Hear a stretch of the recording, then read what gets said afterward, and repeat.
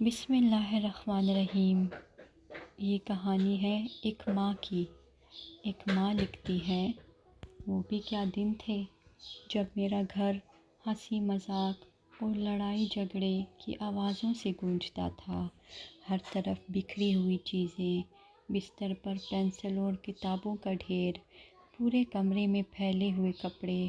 میرا پورا دن ان کو کمرہ صاف کرنے اور چیزیں سلیقے سے رکھنے کے لیے ڈانٹنے میں گزرتا۔ صبح کے وقت ایک جاگتے ہی کہتا، ماما مجھے ایک کتاب نہیں مل رہی۔ دوسرا چیختا، میرے جوتے کہاں ہیں؟ ایک منمناتا، ماما میری ہوم ورک والی ڈائری۔ اور دوسرا دھندلی آواز میں کہتا، ماما میں اپنا ہوم ورک کرنا بھول گیا۔ ہر کوئی اپنا اپنا رونا رو رہا تھا اور میں چیختی کہ آپ کی چیزوں کا خیال رکھنا میری ذمہ داری نہیں۔ اب آپ بڑے ہو گئے ہو، خود سنبھالو۔ آج میں ان کے کمرے کے دروازے پہ کھڑی ہوں۔ بستر خالی ہیں، الماریوں میں صرف چند کپڑے ہیں۔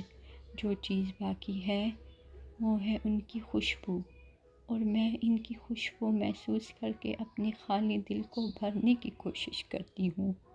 اب صرف ان کے قہقہوں، جھگڑوں اور میرے گلے لگنے کی یاد ہے۔ آج میرا گھر صاف ہے، سب کچھ اپنی جگہ پر ہے۔ یہ پرسکون، پرامن اور خاموش ہے، زندگی سے خالی ایک سراہ کی طرح۔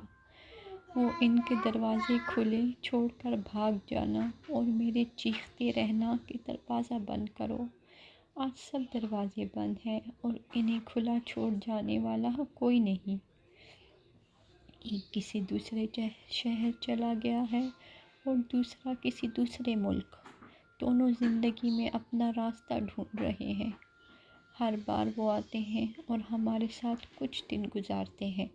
جاتے ہوئے جب وہ اپنے بیگ کھینچتے ہیں تو یوں لگتا ہے جیسا میرا دل بھی ساتھ کھینچ رہا ہے۔ میں سوچتی ہوں کہ کاش میں ان کا یہ بیگ ہوتی تو ان کے ساتھ رہتی، لیکن پھر میں دعا کرتی ہوں کہ وہ جہاں رہیں آباد رہیں۔ اگر آپ کے بچے ابھی چھوٹے ہیں تو انہیں انجوائے کریں، ان کو گدگدائیں، ان کی معصوم حیرت کو شیئر کریں اور ان کی چھوٹی چھوٹی پریشانیوں کا مداوع کریں۔